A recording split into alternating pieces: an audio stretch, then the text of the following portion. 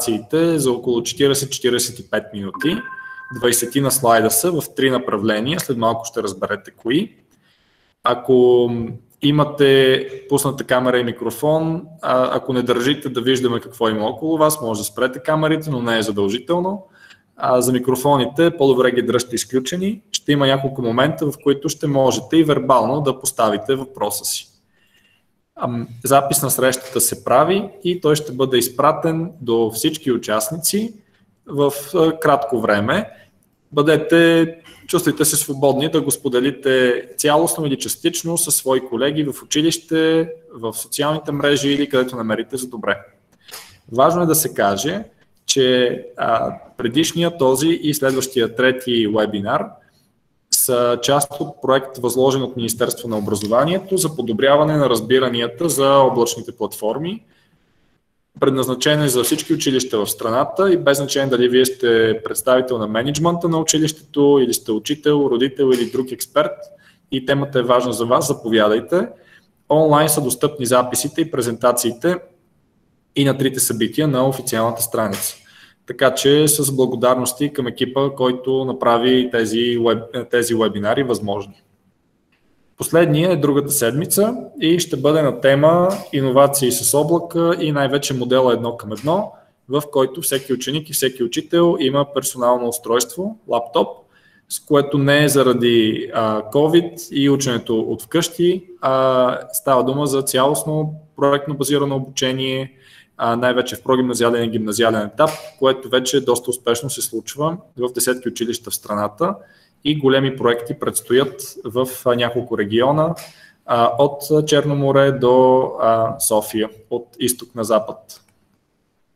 За вас днес, освен мен, Александър ще бъде модератор, а не водещ на част от презентацията. Тук са трима колеги, които дълбоко уважавам и познавам от години. Това са Милен Иванов, заместник директор в Средно училище за европейски езици, Свети Константин Кирил философ и електронната поща на Милен виждате сега. Той ще се представи и сам след малко. Също така Биляна Илиева, заместник директор в същото училище. Виждате имейл адреса и на Биляна. И Десислава Бойчева, главен учител, отново в същото училище. Идеята на екипа на училището е да може да представи облака от три различни аспекта, като все става дума за общуване и организация, така че ще имаме административен аспект, работа с учителите и учебен процес. Аз съм изключително впечатлен от подготвените примери от колегите и няколко думи за мен, защо се чувствам уверен в ролята на модератор. Това изследвам и като докторант. Надявам се скоро това докторант да се промени с доктор, но не му се вижда края за сега. Така че ще напиша в социалните мрежи и ще имам повод да почерпя, ако стигна до края. Член съм на Комисията за иновативни училища в Министерство на образованието. Знаете за тази програма, тя вече има и подпрограми. И ръководя Център за творческо обучение, което е екип от 20 души, базирани в 3 града в Варна, Пловдив и София. Можете да ме намерите на имейл адрес от предишния слайд или в социалните мрежи. И с удоволствие давам думата последователно на Милен, Биляна и Десислава. Заповядайте, колеги, думата е ваша. Здравейте, колеги! Аз съм Милен Иванов, работя в Средно училище за европейски езици Русе. Учител съм по информационни технологии. В момента изпълнявам длъжността заместник директор в това училище. Може би като първи говорещ от нашия колектив ще кажа кое е общото между нас, освен че работим в едно училище, тримата сме родени в една и съща година. Както виждате, и тримата сме Google сертифицирани, за сега все още с ниво 1, като ниво 2 ни е просто в плановете, но кога ще се случи, ще видим. Билянка.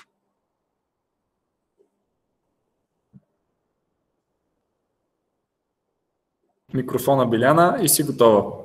Ще чуем още веднъж. Sorry.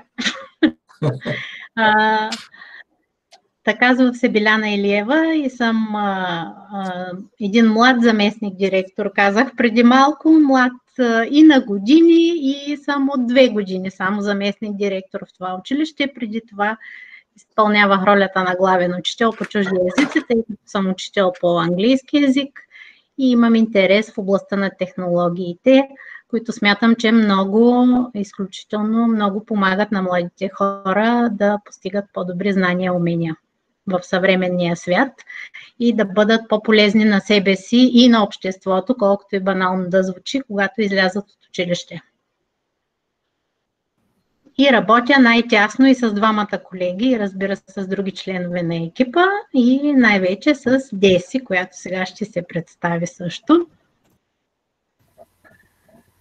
Здравейте, казвам се Десислава Бойчева и съм учител по английски език и главен учител по чужди езици.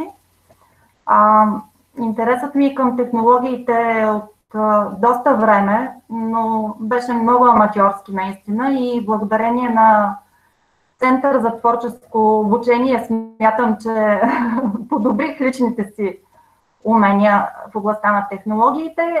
Да, като учител по английски език определено смятам, че технологиите и чуждите езици са нещо, което вървят ръка за ръка и определено помагат за успешното развитие нататък на младите хора, без значение в каква област те ще се развиват.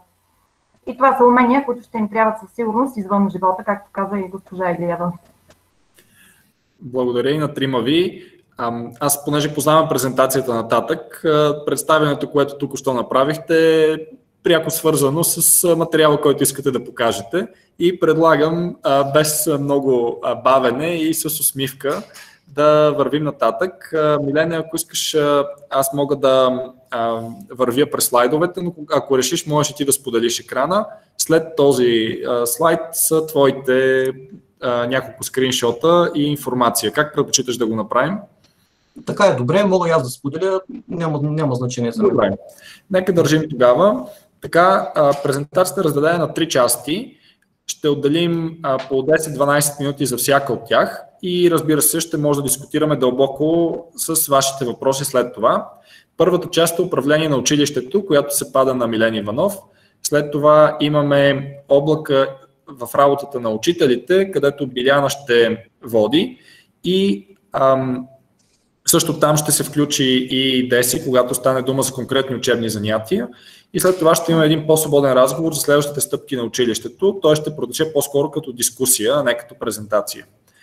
Всичко това от опита на страхотния екип на Средно училище за европейски езици в Русе, който екип познаваме от доста години. Тогава нататък. Милене, думата е твоя и благодаря за структурата. Благодаря. Колеги, аз реших да започна с съвсем кратка ще се опитам да бъде историята на нашето училище, как стигнахме от идеята да имаме облачни инструменти, да ги ползваме до регистрирането на училището ни като профил в G Suite. Повечето от вас тук са директори или са членове на ръководството на училището или техническите екипи. Знаем как се управлява едно училище, то е като управлението на една фирма. И точно по този начин започнахме да мислим ние преди около 10 на години как бихме искали да се представим пред света. Първото нещо, което си помислих тогава, беше, че ще бъде чудесно, ако имаме такъв домейн, който да бъде лесен за запомнене, бързо разпознаваем, защото ние имахме преди това друг, който беше с едни тирета, Русе и така нататък, не ни харесваше, много трудно се запомнеше. 2012 година регистрирахме нов домейн, който е сегашният. За съжаление, след като се промени новия закон, той стана леко неактуален, но ние си го запазихме, защото е познат на всички. И тогава създадохме нов по-модерен сайт и с новото хостинг пространство имахме възможност да създадем служебни имейл адреси с въпросния нов домейн. Това особено беше важно за нас да притежаваме такива служебни адреси, тъй като за нас беше много съществено по какъв начин ние ще се представим пред хората, с които общуваме. Било то чрез документи или чрез имейли, чрез интернет пространството. Дори си спомням каква особена гордост представляваха първите визитки, които се отпечатахме тогава с новите ни цифрови идентичности. В началото всички имаме Google акаунти. В началото използвахме лични профили, за да можем да създаваме училищни графици най-вече. Значи аз от 2010 година работя в това училище и долу-горе тогава започнахме лека по лека да изместваме хартиеното събиране на информация под формата на графици, за да създадем електронни чрез гугълските формуляри. Като по това време това бяха единствените такива инструменти, свободни за използване. Както казах, до тогава всички графици се правиха на хартия, след което някой трябваше да ги набере в файл, за да бъдат принтирани. И така формулярите и електронните таблици се превърнаха в едно стъпало към следващото ни решение да мигрираме цялото училище в облачна платформа. През 2015 година активирахме със съдействието на външна организация профила си в G Suite за образованието. Тогава създадохме вече профили на всички учители и пренасочихме цялата си кореспонденция през тях. Спряхме да използваме лични имейли в ABV, в Yahoo, най-различни такива, които могат да се ползват като частни лица, но не и като служители в една сериозна институция. Следващата стъпка, която предприехме, е да започнем ограмотяване на персонала, тъй като хората за първи път щяха да работят в такава среда. В началото организирахме няколко курса за ограничена целева група. Това бяхме ръководството, главните учители, председатели на методически обединения и ръководители на проекти към този период. След това започнахме да правим вътрешно-училищни квалификации, които продължават и до днес под някаква форма. И така, вече сме в облака. Можем да преминем нататък, Сашо. Ние използваме, вече разбрахте, Google за образованието, G Suite. Миналия път Христофор ви показа как изглежда административния панел. Това е административния панел и моя е честта да се занимавам с него. Аз съм администратор на училището. Наистина много лесно се работи с него. Така са подредени инструментите, че са логически, в зависимост от това в кой етап какво ще ви потрябва. Първото нещо, което стои като задача пред един училищен администратор в началото на създаването на профил в G Suite или в която и да е облачна платформа, е да се създадат така наречените организации, организационна структура, в която ще бъдат разположени и потребителските профили. Точно това е реда. Първо трябва да се създаде самата структура, което може би по-лесно бихте го разбрали като папки, главни папки, в които ще се поставят файлове, като файловете всъщност са потребителите, потребителските профили, които ние ще създадем. На този слайд съм показал как изглежда нашата организационна структура, нашите организации. Общо взето главните папки са 3 за административния персонал, за учениците и за учителите, като вече за учениците са разпределени по класове и под организации за паралелки. Важно е да се създадат по този начин, тъй като когато започнете да работите по-активно и да използвате различните инструменти на облачната платформа, вие ще имате възможност за конкретна организация да задавате различни права. Това за едно училище е изключително важно, тъй като е добре учениците да имат по-ограничени права за определени ресурси, тъй като там някои от тях са твърде малки, за да ги допускаме да използват като с училищния си акаунт платформи, които не са подходящи за тях. Нататък, Сашо. Така, на този слайд съм показал нещо, което сега аз дори ще помоля Сашо да ми позволи да си споделя екрана, за да ви го покажа на живо. Мисля, че можеш да споделяш директно, само ще те питам дали искаш върху мен да го направиш, така че давай, аз спирам тук. Това е една таблица, електронна таблица, която ще споделя с вас. Това е таблица, чрез която аз създавам в нашето училище ученическите профили. тъй като останалите са лесни, те не са чак толкова много, да речем са няколко десетки. Докато при нас ние имаме над 1300 ученици и като едно първоначално зареждане, дори само на един випуск, нов випуск, е много трудоемко. Затова аз съм направил следната организация. Тази електронна таблица я изпращам на новите класни ръководители, на нови класове. Те имат задача да попълнят единствено тези жълти полета, които виждате, и нещата са свършени. Всъщност от тук нататък започва моята работа. Определено таблицата е за хора, които разбират от електронни таблици, от Excel, и формулите в тях не са за всички, не е за всички. Тук има скрити колони. Сега ще се опитам да покажа за какво става дума, без да влизам в детайли. Целта е да се генерира ето тази последната колона. Всъщност данните, които са тук в тази последна колона, се записват в един така наречен CSV файл. Да, ето тук сме. И чрез този файл той се качва в Google и се създават всички профили наведнъж.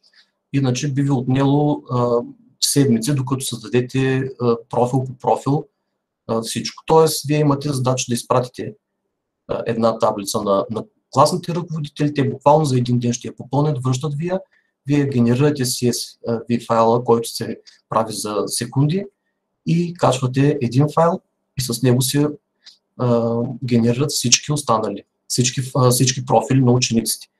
Под този скриншот линкът е за таблицата, която съм споделил с вас. Ако ви харесва, ако можете да се адаптирате или вашите администратори, ползвайте я, или пък я използвайте като модел да се създадете ваша, защото може структурата, която изберете, да бъде различна от моята. Важно е, когато започнете да работите в облачна платформа, да решите как да стандартизирате потребителските имена на учениците, тъй като ако ги изписвате само като име и фамилия, има опасност да не ви стигнат, да започнат повторения. Така че помислете по какъв начин да бъдат създадени, но не ги правете като тези, които нашето мило министерство е направило с едни дълги цифри и трудно се запомнят, поне на мен не ми харесват. От тук нататък продължавам с следващата стъпка, която също е за администратора. След като се създадат потребителските профили, се стига до етап, в който учениците могат да бъдат разпределени в групи. Идеята на тези групи е, че най-главно един клас може да представлява една група и тя има свой собствен имейл адрес. Ето на този слайд съм показал, например, за 10-те класове, че всеки един от тези класове има един адрес, което означава, че ако вие използвате този имейл адрес, например, за изпращане на съобщения на имейл до всички ученици, е достатъчно да изпишете този адрес и съобщението ще стигне до всички, които са в тази група. Няма да изпращате 27 съобщения, 27 имейла. По същия начин може да се направят групи и даже е желателно за учителите. Когато изпращате на учителите имейли, става с един адрес и това е всичко. Хубаво е администратор да създаде групите на класовете, защото това ще предотврати доста неприятности после при поканване на учениците в Classroom. Поканването на учениците в Classroom също може да се извършва благодарение на тези персонални адреси на групите. Но въпреки всичко, учителите имат права, ако имат нужда от по-специфични групи, в които да има ученици от различни класове, например по избираеми учебни предмети или пък някакви други цели, те могат да се създават свои групи от ученици, без значение дали те вече членуват в някаква друга група. И с тези една-две стъпки, общо взето, вие сте готови с основата за работа. Вече учениците имат потребителски профили, учителите също ще имат. От тук нататък започвате активно да използвате възможностите на облачната платформа. Едно от най-основните неща, за които вие като ръководители на училището ще използвате и ще ви спестява страшно много работа и време, е събирането на информация. На този слайд съм показал една, на пръв поглед, изключително семпла табличка, която ние много често използваме за някакви бързи проучвания, а дори може да се ползва и при събиране на присъствие по време на педагогически съвет, който в момента на много места се осъществява онлайн. Предварително се въвеждат имената на учителите и ние наричаме код 1. Учителите получават инструкция, че ако дадат положителен отговор, трябва да поставят цифра 1 след името си и отдолу таблицата ще сборува общия резултат. Много бързо става по този начин събиране на информация. Разбира се, може да се направят и по-сложни структури, ако има кой да го създаде и ако имате такива необходимости. Едно от много полезните неща на ресурсите, които предлагат G Suite и изобщо облачните платформи, е изготвяне на училищни графици. Училищните графици в нашето училище се изготвят благодарение на една такава страничка, която съм създал в нашия сайт. Тя е с оторизиран достъп. До нея имат достъп само учителите с тези си служебни профили, които използват към облака. Това са линкове, които отварят формуляри, различни формуляри за създаване на графици. Ще ви покажа първия формуляр, който е за графика за консултации. На практика това е, може би, първото нещо, което се създава в началото на всяка една учебна година, един от първите графици. Ето как изглежда в ляво нашия формуляр за график на консултации. Обърнете внимание, че полето, в което учителите трябва да си напишат името или предмета, не е текстово, то е избираемо с падащ списък. Направил съм го по този начин и ви съветвам и вие така да го правите, тъй като съм наблюдавал видово разнообразие по изписване на предмети, съкращения, особено ако става дума за час, дата, точки, две точки и после при сортирането на информацията е просто невъзможно да се отсеят нещата, става голяма каша. Затова в нашите формуляри почти няма какво да пишат учителите, а само да избират от готови падащи списъци. И единственото нещо, което се пише тук е часа, но то там няма как да се сгреши, тъй като полето е такова. Особеното при този формуляр е, че над него съм поставил един бутон контрола. Този бутон на практика е линк, който учителите по всяко време могат да натиснат и преди попълване на формуляра и след това. И това ще им отвори самата електронна таблица, базата данни, където се налива информацията от формулярите. Те могат да видят колегите си кога са си ангажирали консултация, могат да видят и в последствие дали тяхната информация е влязла на правилното място. Този формуляр също е шаблон, споделил съм го с вас, ако ви харесва, може да го използвате, можете на негова база да създадете и други, като тези, които аз съм показал. Ние преди имахме доста по-голям списък, но лека по лека започнахме да го намаляваме, защото целта ни е да намалим и хартията, защото тези графици в крайна сметка трябва да се принтират, при тях няма как да останат в тези файлове, но те са готови, просто веднага се принтират от таблицата. Слагаме се само едно заглавие отгоре. Друг процес, който сме заместили чрез формуляри е подаването на заявление за платен отпуск. Миналия път видяхме как се случва това в 119 училище, нещо подобно и при нас. Заявленията се попълват по този начин, който виждате в ляво.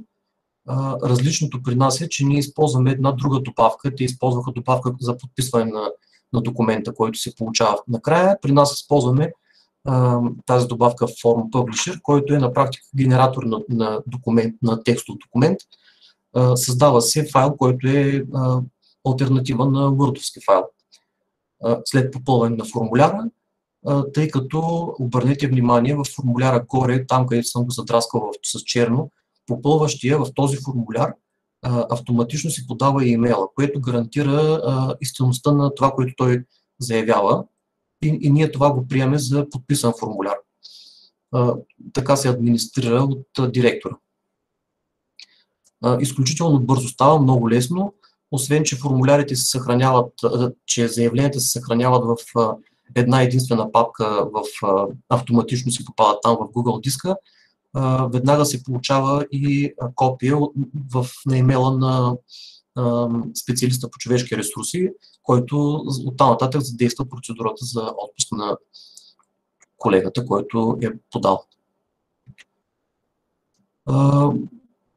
До тук ще спра, тъй като нещата могат да бъдат изключително подробни, но аз ви показах няколко основни неща за изграждане на графици, за административни функции. Можете да си развихрите фантазията и да използвате тези възможности за всичко останало, което се сетите, че е удобно. От тук ще продължи Билянка, като на следващия слайд тя ще ви разкаже и как може да се използват тези адреси от групите за други цели. Биляна?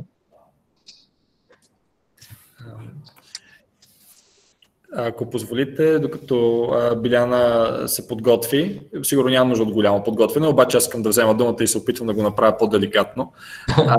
Първо, така, за всички уважаеми колеги, които тепърва започват с облака, без значение дали ползват Edumon, BG профили или ползвате собствените си профили. Това, че Милен сподели 7-8 годишна практика, последователна, която е започнала и с облак преди 5 години, не означава, че вие трябва да извървите толкова дълъг път. Тези събития се правят именно защото има училищни екипи, които са готови да споделят структуриран свой опит, който да бъде лесно разбираем и приложим от всички останали. Затова и подкрепата от страна на Министерството в анонса на тези вебинари, те са публикувани на Edumon.bg, в Facebook и така нататък. Тоест, ето втори училищен екип, който споделя изключително голямо количество труд с линкове. Можете да вземете шаблоните от тях и да ги пренесете в своето училище. Няма да се променят нещата с наличието на една технология. И преди да имаме COVID и локдаун на училищата и обучение от разстояние, което е много трудно, не само в образованието, изобщо и здравеопазването и много други сектори, облака беше наличен. Тоест, училищата, които сега са най-успешни, са стартирали своята работа преди изолацията, в която сега се намираме. Сега всички останали училища могат да почерпят техния опит и да започнат да прилагат чужди опит на свой терен. Изключително съм благодарен на Милен, както аз, така и целият ни екип, защото проведохме няколко подготвителни срещи, чудесно структурирани нещата и се надявам, че той ще бъде на разположение. Също е бил много активен в всички предишни вебинари със своя чар. Благодаря много, Милене. И аз благодаря, Саша. Сега спирам да говоря. Представил съм първия слайд на Биляна и думата е нейна. Благодаря. Ами на моя първи слайд тук аз всъщност ще покажа как в своята практика използвам тези неща, които Милен Иванов създава преди нас, които улесняват изключително много нашата ежедневна работа. В случая адресите в Gmail и в Google групи, които той създава на класовете и на групите на учителите. Тук виждате,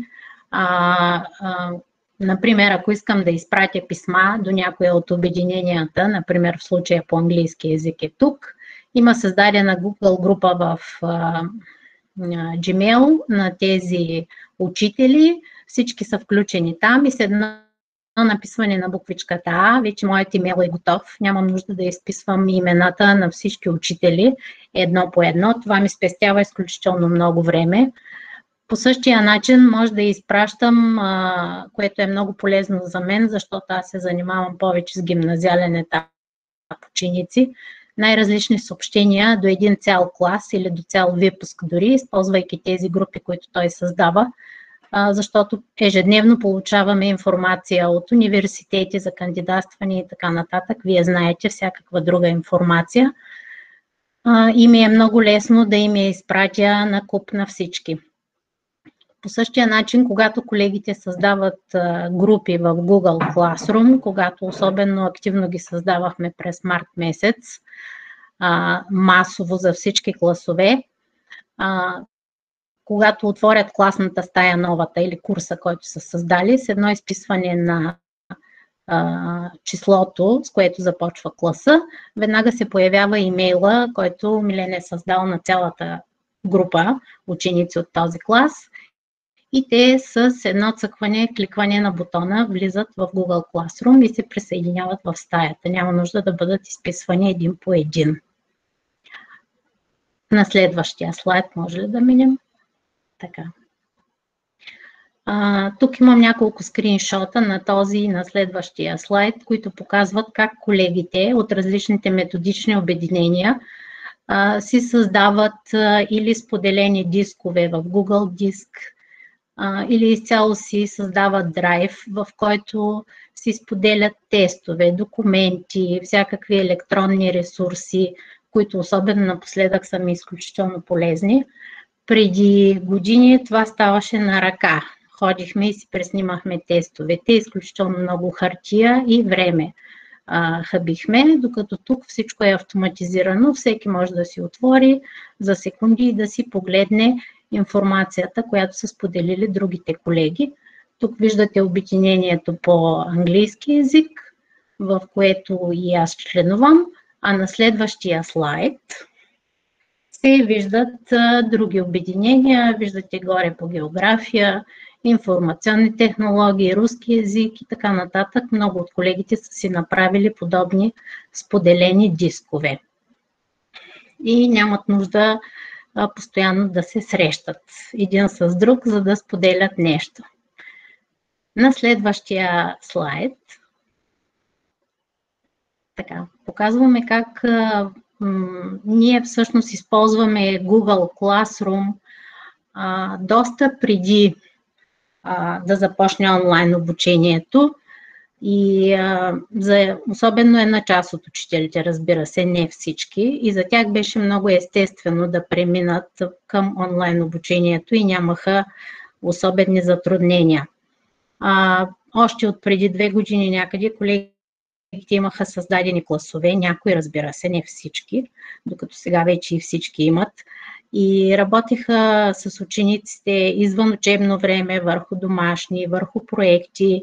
Някои класни си споделяха съобщения към учениците в тези класни стаи, информация за конкурси и така нататък. И когато ни затвориха през март, още повече не беше лесно да преминем към този вид обучение чрез Google Classroom и активно използваме сега цялото училище Google Classroom и Google Meet, за да осъществяваме синхронно обучение на живо. Но това, което искам да кажа, че не е въпросът, че го използваме само по време на онлайн обучението. Въпросът е, че Google Classroom може да се използва през цялото време като място, където учениците могат да работят върху задачи извън учебно време, за проектна работа, съвместни дейности и така нататък. Последното, което проведохме чрез Google Meet и в Google Classroom, в нарочно създаден клас, беше едно онлайн състезание за първи път в историята на изобщо на състезанията, сигурно и на училището, състезанието по творческо писане, което премина чудесно. Децата си пуснаха камерите и си работиха спокойно пред камерата. На този слайд имам представен един скриншот от проект, върху който работиха колеги, колега по история и колега по английски. Колегата по история предаваше на класа, докато колегата по английски работи с тях само в електронното пространство, по този начин, използвайки Google Classroom. Двамата колеги подготвяха един открит урок, който обаче беше предшестван от работа върху този проект в продължение на месец по-рано, като в Google Classroom децата си имаха класна стая, в която се запознаха с различни неща по темата, които използваха по-нататък по-нататък в работата. Създадоха едни електронни книжки. Тук виждате в дясно корицата на една от тях. Като тези електронни книжки естествено се работят в онлайн пространството. Особено това беше през януари месец и след това те продължиха да работят върху тях изключително и само онлайн, а не в физическа среда. И отдолу колега по география ми сподели една от нейните такива електронни книжки, в които учениците са работили по някаква задача също по време на електронното обучение. Но по-важното е, както казах, че може да се използва не само за онлайн работа Google Classroom, ами и за проектна работа по време на обучение в физическа среда. По-нататък и Деси ще говори и за проектната работа. Така. На следващия слайд ще видите едни линкове на ресурси, които ние използваме много често в нашата работа. В началото няколко месеца преди началото на онлайн обучението през март, създадохме една стая в Google Classroom, която беше и за учители. Затова тук сме написали, че Google Classroom не е само за ученици, а ние осъществяваме и част от нашата вътрешно-училищна квалификация в нарочен курс. Виждате как се нарича той в Google Classroom. Първите файлове и информация, които бяха споделени там, бяха относно работата ни в школа. Виждате темата школа.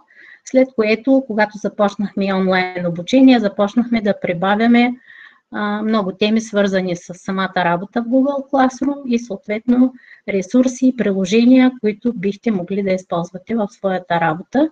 И учителите много се възползваха от тази класна стая, за да се самоквалифицират. И отстрани виждате няколко ресурса, които ние изключително често използваме в своята работа по всеки един предмет. По-нататък може да продължим, Сашо. Така. Google Docs, Google Sheets и Google Forms са три неща в G Suite за образованието, които най-често използваме естествено в своята работа. Освен че учениците в Google Docs напоследък работят най-много, пишат си домашните, работят активно в Classroom, по време на часа могат да работят върху един и същи споделен документ. Колегите също използват много Google документи, тъй като ние сме голямо училище и те не винаги могат да се срещнат повече от веднъж седмично физически на живо, да не говорим пък в настоящата обстановка. Така че в споделени документи, в Google документи много често си пишем примерно формуляри за проекти, по които трябва да кандидатстваме, където има екип от учители, които работят и съответно всеки работи по определена точка или каквото сме решили да правим заедно. На първия скриншот виждате начина, по който, например, аз в моята работа събирам информация за провеждане на състезания или някакви конкурси, в които колегите могат да си попълнят имената на учениците. На тях това им коства няколко минутки да си попълнят имената на своите ученици, след което аз директно копирам 30 или 50 имена за секунди и нямам нужда да пиша всеки един по-отделно, което изключително ми спестява време. Съответно за работа по международни проекти много често използваме споделеното пространство, където работим в Google документи с колеги от други държави, при положение, че те са далеч от нас и имаме общи проекти, които трябва да осъществим. Google формуляри напоследък е голямото откритие на учителите, защото разбраха, че с тях много лесно могат да оценяват своите ученици, защото Google формуляра им спестява много време, може сам да им сумира точките, съответно информира и оценката при зададени критерии и те все по-често ги използват, вместо да използват само тестове на хартия, както беше до сега. Също така Google формуляри много често използват по време на занятията си, например, за да могат другите ученици да дават обратна връзка на своите съученици, ако те презентират някакъв вид проекти, които са създали преди или по време на часа. И още какво имаме? Мисля, че последния ми слайд е за използването на Google Slides, който много често колегите използват за съвместна работа и в Google Classroom, и не само, където учениците съвместно могат да работят по една и съща презентация, както и ние сега, например, работихме върху тази в екип, заедно от една седмица насам, и всеки ученик или всяка група ученици си има свой слайд, върху който може да работи, и в същото време някой може да му помогне от другата група, да кажем, защото всичко е в интернет пространството. И мисля, че с това ще завърша и Деси по-подробно ще говори за няколко от тези неща в проектната дейност. Ами, госпожа Илиева разказа толкова много, че всъщност на мен едва ли ще ми остане много, но все пак това, което мога да кажа е, че облачните технологии наистина облегчават живота ни и го казвам от една страна като учител, който комуникира с ръководството и с директора и чрез облачните технологии. И както казахме вече, вместо да ходим до канцелария и така нататък, просто за секунди подаваме всякаква информация, каквато се иска, под формата на справки.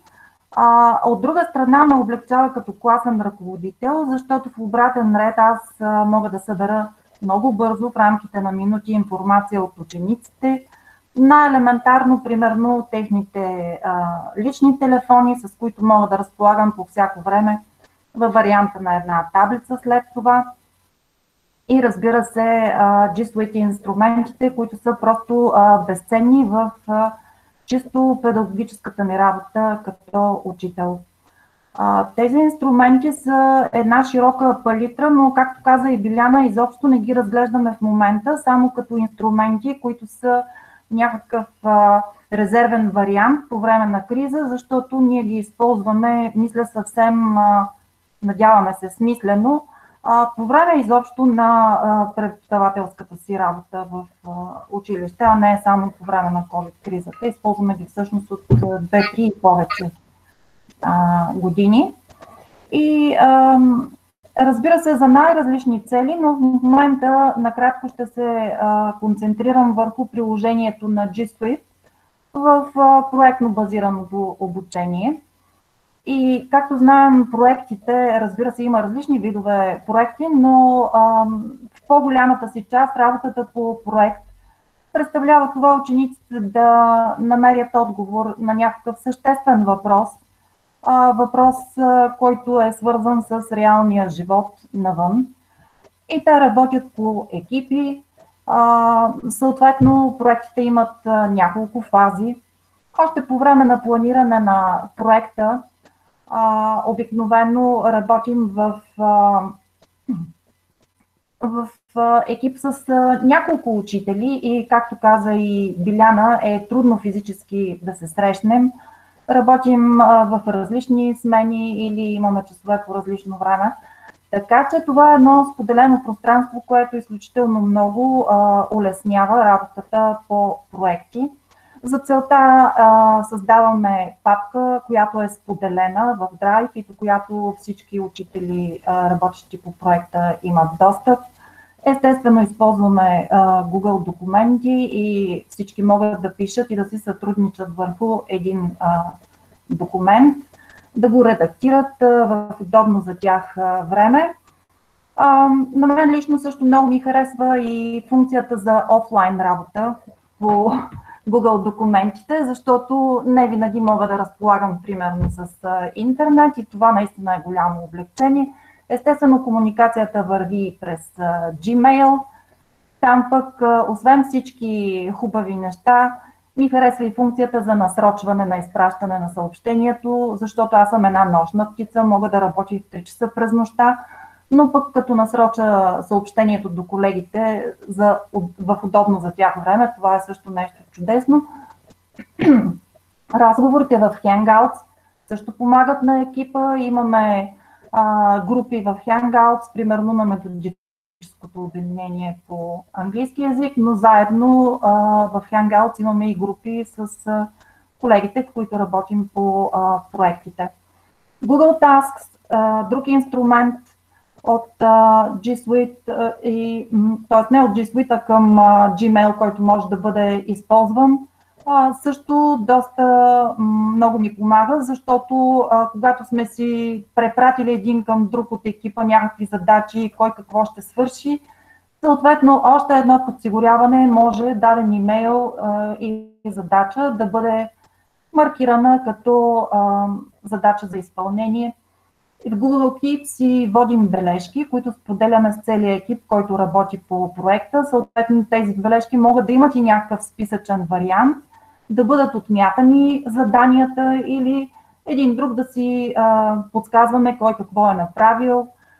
Аз съм изпълнил тази задача, ти изпълни другата и да си отбелязваме в Google Keep за какво става въпрос.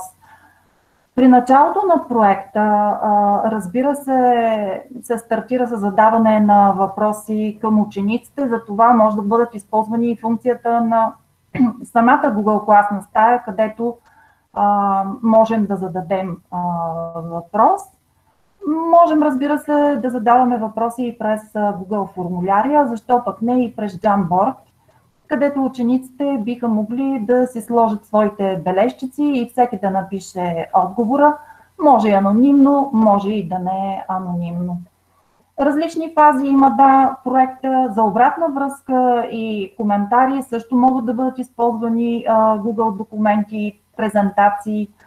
Знаем, че в документите и в презентациите може да поставяме и коментари, а пък има и различни разширения на Chrome, при които тези коментари, освен всичко друго, могат да имат и озвучаване, т.е. те да бъдат гласови коментари. Това пък в една такава ситуация до някъде сближава учениците с учителя, защото не минава всичко през текстове, които да се четат, а те ще чуят гласа на учителя, а пък и в работата на учител по чужд език аз мога да оставя коментара съответно на чужд език. Представяне на проекта, когато учениците представят своите продукти, естествено, че могат да използват най-различни инструменти от G Suite. Обичайно това са Google сайтове, които разработват самите ученици. Може да бъде нещо представено на Jamboard или също инструмент като Tool Creator, където правят обиколки в 3D и могат да споделят и с по-широка общественост, ако ние им позволим учителите, разбира се. И важното при работа в проекти е, че в края на кращата самите ученици усещат, че хем са научили нещо, хем са развили някакви умения. Те са доволни, че са изработили слайд презентация или са направили сайт и получават съответно някакво удовлетворение и за тези си умения. За оценяването госпожа Илиева спомена Google формулярите, че са доста широко използван вариант за даване на оценка и бих казала изобщо на обратна връзка, защото понякога това оценяване е формиращо, т.е. може да не получат точно оценка много добър 5 или 6, но все пак някакъв вариант на това как те са се справили и да знаят какво още трябва да усъвършенстват и подобрят. И разбира се, и други инструменти най-различни използваме, но интересна възможност е примерно от мобилно устройство, от Google Drive и създаване. Има възможност за сканиране, която аз, например, често използвам този инструмент и когато имам някакъв хартиен носител и искам някаква страничка да сканирам, дори да съм на улицата някъде, бих могла за секунди да го направя. Автоматично телефона ми съхранява файла в посочено място в Google Drive. След това мога да го използвам и в клас, да го препратя на колега, да го споделя с колега И така, както каза и Биляна, имаме класни стаи за колеги, имаме и класна стая за проектно базирано обучение също, където с колеги си разменяме материали или си споделяме някаква информация. И изобщо Google класна стая, според мен, има доста широко и инструментите на G Suite, широко приложение. Дори, примерно, през лятото с един от класовете работихме вариант на лятно училище по английски език. Децата бяха в най-различни краища на България, кой на море, кой на планина, кой при баба и при дядо. Но в тази Google класна стая един път седмица им пусках материали и те си отработваха или, да кажем, поддържаха нивото на английски език. Така че със сигурност приложението на G Suite е просто нещо, което е незаменимо вече. Аз просто не мога да си представя работата ни като учител без облачните технологии. Вероятно съм забравила доста от нещата, които исках да кажа, но смятам, че добихте впечатление. И тук може да се видят някои от инструментите, които изброих. Ляво горе е споделен документ, по който работим с колегите. Ляво долу са обиколки Tour Creator, изработени продукти от учениците в виртуална реалност. В средата са два слайда и класните ми стаи, просто се виждат по стаите. Дясно горе Google My Maps, един инструмент, който повечето колеги примерно асоциират с география, но той може да намери най-различно приложение. Скоро учихме за храни, примерно в часовете по английски язик, така че през Google My Maps направихме един път между България. Оказа се, че с дърма се яде както в България, така и в Шотландия, е тяхно традиционно ястие. Свързахме двете страни с Google My Maps, те даже трудно, въпреки че са 8 клас, трудно се ориентираха къде точно е Шотландия. Видяхме, установихме, че са 2500 км и 2500 км не пречат да се яде с дърма в двете страни. Google сайтове, разбира се, нещо, което познават повечето от вас и всички, но в случая са Google сайтове, разработени от учениците, които обобщават голяма част от създадените от тях материали, на които те могат да си качват и презентациите, и документите, и всичко изработено всъщност, което да даде облик на цялостния им труд. Общо взето, може би това, което мога да кажа в момента. Благодаря, Деси, Биляна и Милен.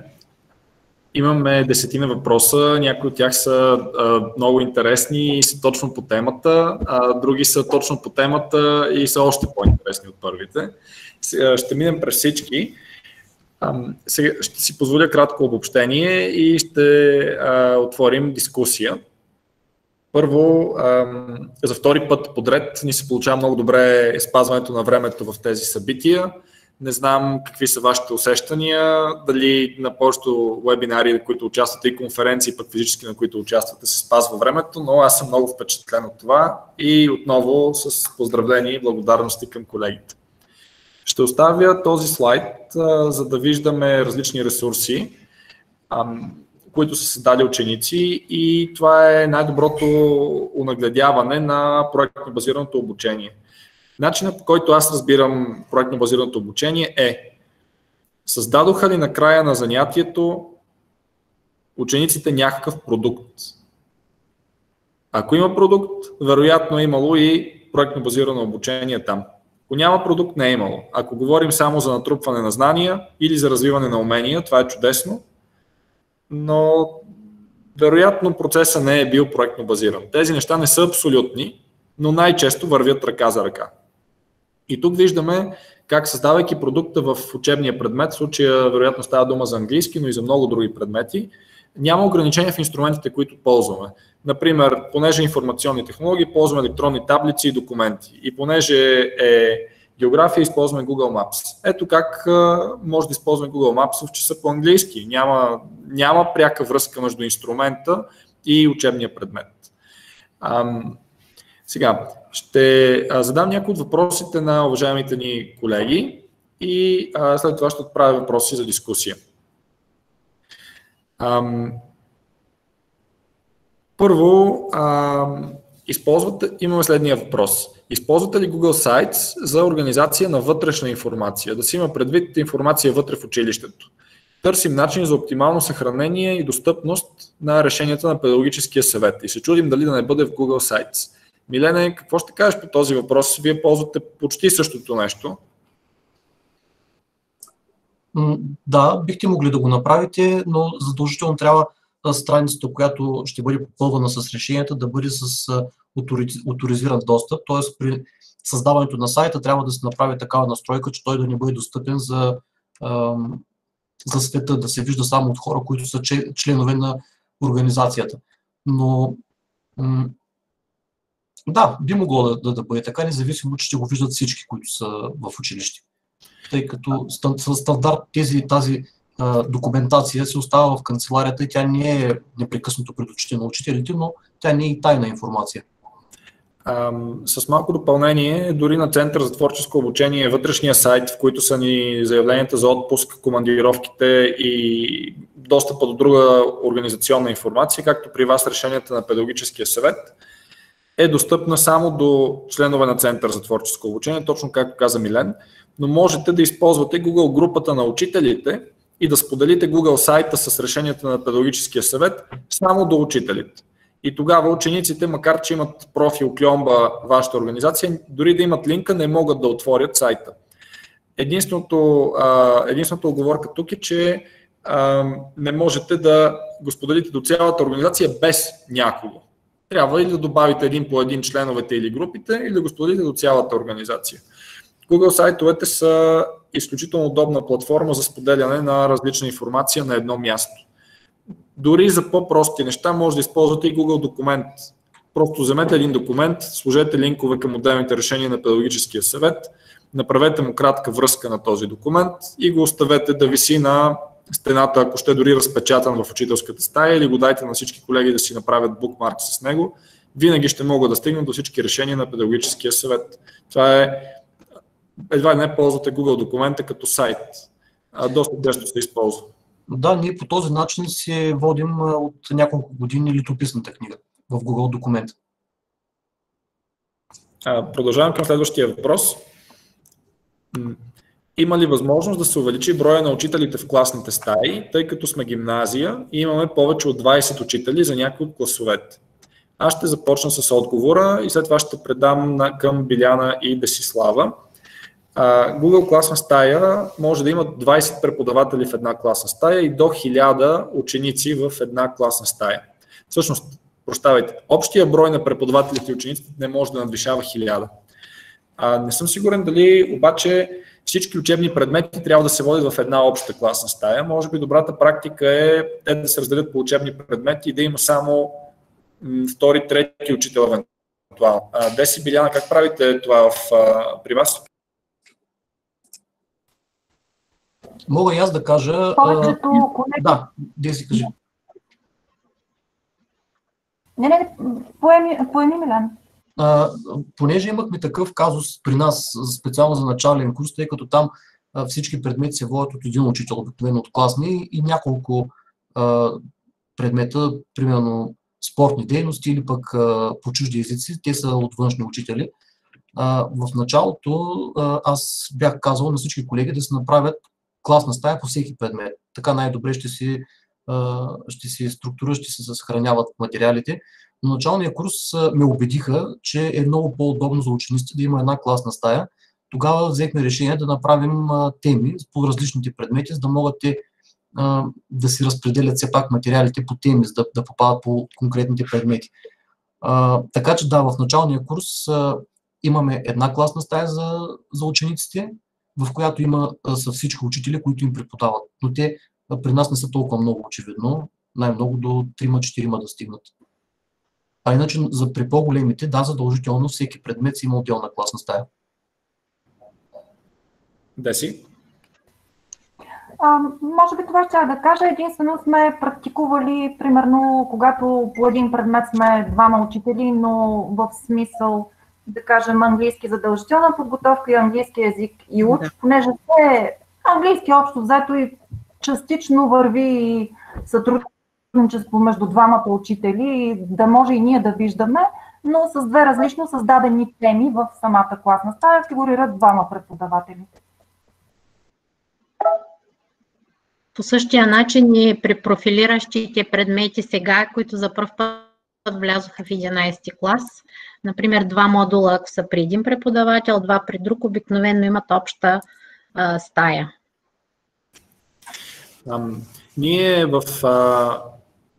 в Центъра за творческо обучение работихме с някои училищни екипи през април месец и създадохме един формуляр. Ще го изпратим заедно с материалите от събитието, в който, забележете, учителите много лесно споделят папките, които се създават автоматично от Google класните стаи. И така, мениджмънта на училището, може би заместник директорите по учебната дейност или самия директор, може без да бъде член на всички класни стаи, да стигне до материалите, които се обменят в една класна стая.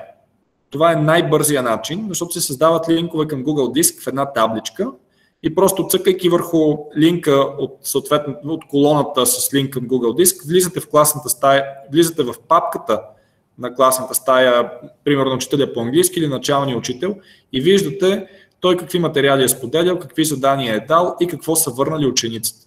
Още повече, ако сте заместник директор или директор и това е споделено с вас, вие ще можете, директно пишейки профила на ученика, да стигнете до цялото му портфолио. Всичко, което той е създал и е пуснал през Google класна стая, вие с едно търсене в Google Диск ще ви излезе веднага отпред. Представете си какво количество разбиране и знание за вас значи това преди среща с родители или консултация с този ученик. Вие виждате напредъка му по всички учебни предмети. По същия начин съм забелязал в редица училища, пък и при нас в екипа ни, когато се прави проверка кой учител какви ресурси е създал, просто напишете името на колегата учител в търсачката на Google Диск. Ще видите презентациите, които той е създал, тестовете, които той е създал и така нататък. Да отбележа, това показва само документите, на които този конкретен профил е собственик. Няма да покаже целият принос на колегата във всички различни презентации, документи и тестове. Трябва да се има предвид. Също такива данни има и в администраторската конзола и могат да се видят в по-голяма подробност. Продължаваме с следващия въпрос. Чета го дословно. Той вероятно е към Биляна и Деси. Интересувам се как са създадени електронните книжки, за които спомена Биляна Илиева. Също така, какви са възможностите за подписване на формуляри, както беше показано с примера за молба за отпуск. Още се интересувам при направата на анкета как може да бъде разклонена. Ако имате въпрос с отговор, на който може да приключи или да продължи в зависимост от дадения отговор. Нека разделим така, колеги. За електронните книжки Деси, Биляна, както намерите за добре. За подписването на формулярите аз ще взема думата за кратко. За разклоняването на анкетата, който от вас каже, предполагам и 4-мата можем да отговорим. Да, съм готов и да покажа дори. Добре, тогава ти приготви този формуляр, да започнат Биляна или Деси. Електронната книжка, мисля, че имаше на слайда с приложенията линк към Book Creator, се нарича. Следващия слайд, мисля, че беше. И оттам може да си отворите, не може да се отваря на телефон, мисля, само на устройство. На следващия слайд, Сашо.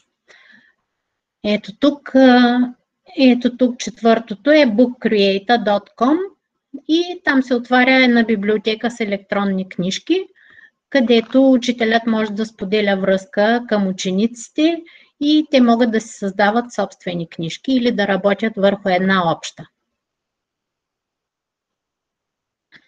Това е. Благодаря, Биляна. Само ще кажа извън темата, че екипа на Book Creator тази седмица дари 5 хромбука на едно българско училище, но не мога да кажа повече. Сигурно са работили по някакъв съвместен проект и потърсете тези големи компании, които имат интересни приложения за образованието, имат редица конкурси и проекти, които са извън България и могат да бъдат възможност за допълнителни дейности при вас. Да. Втората част от въпроса за формулярите. и отпуските. Вижте, Елена Парова взе активно участие. Много благодаря, Лена, за това. Не е необходимо, всъщност, за да се подпише един документ собственоръчно, не означава, че той трябва да бъде подписан на хартия собственоръчно. Има поне 5 приложения, които, както в по-големите магазини в момента, си слагате подписа на нещо като таблетче. Никой не ви дава хартия, на която да се подпишете, че после да я сканира. Тези приложения са, например, DocHub или DocuSign, които за неправителствени организации, каквито, например, са настоятелствата, се предоставят абсолютно безплатно или срещу страшно символична такса. Буквално няколко лева на година могат да струват. Така, когато се създаде едно заявление за отпуск, например, дори да е на Google документ или на PDF, без значение дали е направено от формуляр или просто някой си е написал имената, той може собственоръчно да си постави подписа и този документ без сканиране по електронен път ще пристигне в канцеларията. Там става абсолютно ясно в колко часа, кой е електронен профил, именно за това вие всички трябва да имате електронни профили, които да са персонални, е създал документа и е поставил подписа си. За да бъдат тези документи валидни, е добре директора да издаде една заповед, с която казва, че документи по образци, този, втори, трети, пети документ, се приемат и по следния начин. Ако искате рязко да вървите към дигитализация, може да каже директора, че се приемат само последния начин. При нас заповедите за командировка, заявленията за отпуск, работата в съботно-неделни дни, които променят до някъде заплатите, евентуално, както лекторските, да кажем, в училище, по този начин, се правят само в електронни документи и се подписват по този начин. Вече и при някои приемо-предавателни протоколи използваме същите продукти. Ние нямаме нищо общо с тях, но виждам, че се използват широко в училища и ще изпратим повече информация с материалите от вебинара. Няколко различни начина има за това. Може и с електронни подписи. Те са върховната роля на на автентикация.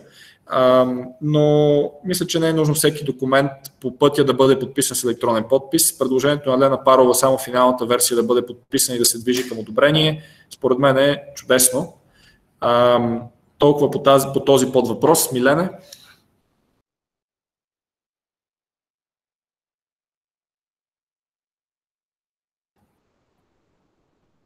Микрофонът ти е спрян, не те виждам, обаче ако си готов да покажеш как се разделя един формуляр, супер, на няколко часа. Съжалявам, пуснах всичко без микрофона.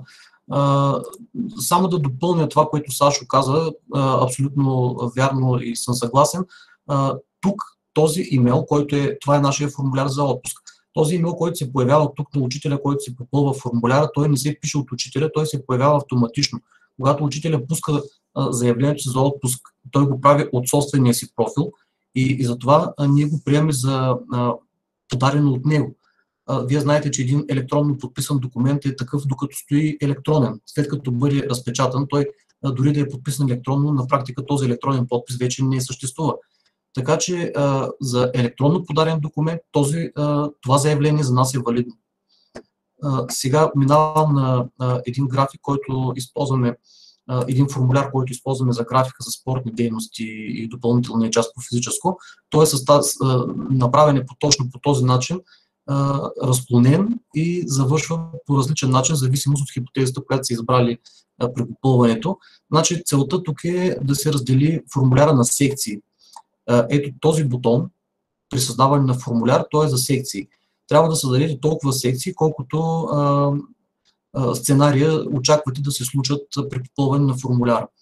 И ето при нас какво се получава. Това е въпросът всъщност, който ще разклони формуляра или попълването на анкетата в различни посоки, в зависимост от отговора.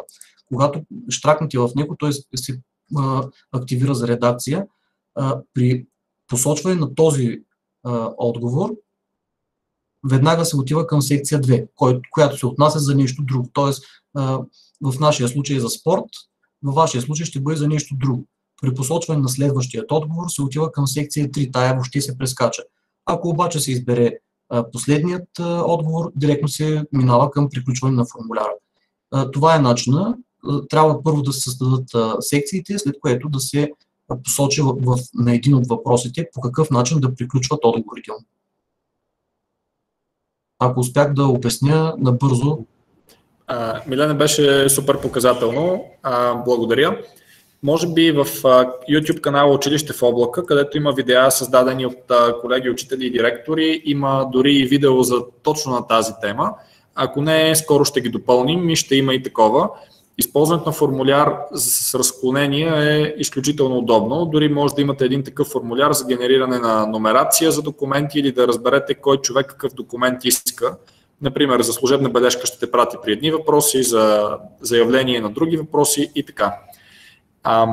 Да смятаме този въпрос за изчерпан. Имаме много силно участие в последните събития на колегите от Центъра за ученическо, техническо и научно творчество в Русе, за което искрено благодарим.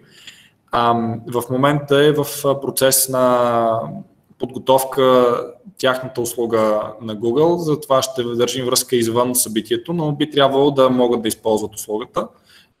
Това е страхотно, че те са така активни и проявяват интерес. Оставаме на ваше разположение. Относно един въпрос, който все и по-важен ще бъде, възможно ли е профилите Кльомба EduMontBG да се използват в G Suite? Да, и в момента е възможно. Когато влезете с профил EduMontBG, входа става от една страница, на която има и лого на Министерството. Вие едновременно сте влезли в Google G Suite и в Microsoft Office 365. И докато сте в този интернет браузър, не отваряте инкогнито прозорци или сте в друг браузър, вие можете едновременно да бъдете в Google класна стая, в Google Docs и в други приложения на Google и по същия начин в приложенията на Microsoft. В момента тече изчистване на въпрос с почтата, защото Gmail в момента не работи правилно с тези профили. Т.е. когато ви пишат на Кльомба EduMontBG, дали сте учител или ученик, няма значение, писмото няма да се появи в Gmail. Това е технически процес, за който не искам сега да отделям време, но ще се реши в идните дни. И ако се търси бърз или алтернативен достъп до G Suite и училището няма облак активиран на своя домейн, могат да се използват спокойно тези профили. Напред във времето се предвижда по-дълбока интеграция между всички училища, които имат профили в собствените домейни и EduMontBG, което технически не е много сложна задача, има по-скоро административни процеси, които трябва да се имат предвид, за да не се налага, както колегите в 119 и в СУЕ и в други училища, много други, които имат профили, да трябва да ги сменят или да ги дублират, което смятаме, че нали, вие също разбирате какво значи това. И при такава интеграция, влизайки с профила, който имаме, ще се идентифицира вход и в централизираната платформа. Така ще могат да се ползват и още доста други ресурси, което е чудесно. Предполагам, че до няколко месеца това би могло да стане факт. Сега виждате, че основните усилия са насочени върху това всички да имат достъп и да няма големи пукнатини, ако мога така да се изразя, в процеса. Имаме изключително много работа всички ние. Само ще погледна още веднъж към въпросите. Да, относно шаблоните на заявленията, ще приготвим такива шаблони. Трябва ни малко време, за да ги съберем и от колегите и непременно ще бъдат споделени на страницата на вебинарите и с вас ще се опитаме да ги допълним в презентацията. Щом имаме вашите имейли и вие сте се регистрирали, не се притеснявайте, ще ги получите. А ако пък не можете да чакате, потърсете колегите от настоящия или от предишния вебинар, техните имейли са в презентациите и директно им пишете. Искрено вярвам, че те няма да имат нищо против да споделят. Колеги, шаблоните са в презентацията като линкове, така че вие в момента, в който получите презентацията, ще можете да си свалите копия. Виждам, че Майя Петрова ми е дала ученическа спортна школа. Чудесно, аз нямаше как да знае от това. Проверих в Google, така че благодаря за уточнението. Първо, искрено благодарим за това, че отделихте време. През цялото време бяхме над 100 души. Аплодисменти, но не през микрофона. С изключени микрофони може да пляскаме на колегите от Средно училище за европейски езици Константин Кирил Философ в град Русе. Те цяла седмица се подготвяха, точно както и казаха. Също така искрени благодарности на колегите от центъра, които работиха за подготовката на вебинара, както и на екипа в МОН, който разбра, че има нужда от такива събития, защото знанието в системата изобщо не е малко и трябва да се споделя, за да напредваме по-бързо. От тук нататък ние сме на ваше разположение, пишете ни директно на електронните пощи и очаквайте още един вебинар другата седмица, който ще се води от референтни училища, които имат използване по няколко стотин електронни устройства по модела 1:1, който ако не във всяко училище, то поне частично би могъл да се приложи буквално в цялата страна и вярвам, че може много да се научи там. Там вече имаме и електронни процеси, и общуване и организация в облака, и управление на устройства, и проектно базирано обучение и всичко това е изследвано с доказани резултати. Изследването излезе съвсем скоро. Имайте страхотна вечер и няма да се даваме на никакви вируси, нито електронни, нито биологични и да извадим най-доброто от ситуацията. Уважаеми колеги, последни думи от вас като лектори, след което ще затворим срещата. Благодаря на всички колеги за вниманието и за интереса, който проявяват за това, което споделихме. Благодаря на Центъра за творческо обучение, че ни даде тази възможност да покажем това, което ние правим и работим от много години. Сигурен съм, че и колегите са доволни от участието си в вебинара. Да, изключително благодарим за възможността и за милите думи от колегите. И ние наистина смятаме, че тези неща са много полезни за нашите ученици и в същото време много улесняват нашата работа, така че е хубаво да направите всички усилия, за да ги използвате от тук насетне. Благодаря ви. Хубава вечер и от мен, и аз също следя чата, видях и доста познати имена и мисля, че ние също сме една общност, така да се каже, хората, които се интересуваме от технологии, така че вероятно ще се сътрудничим напред и пък ще открием и нови партньори и съмишленици. Всичко най-добро, чудесна вечер! Лека вечер! Лека!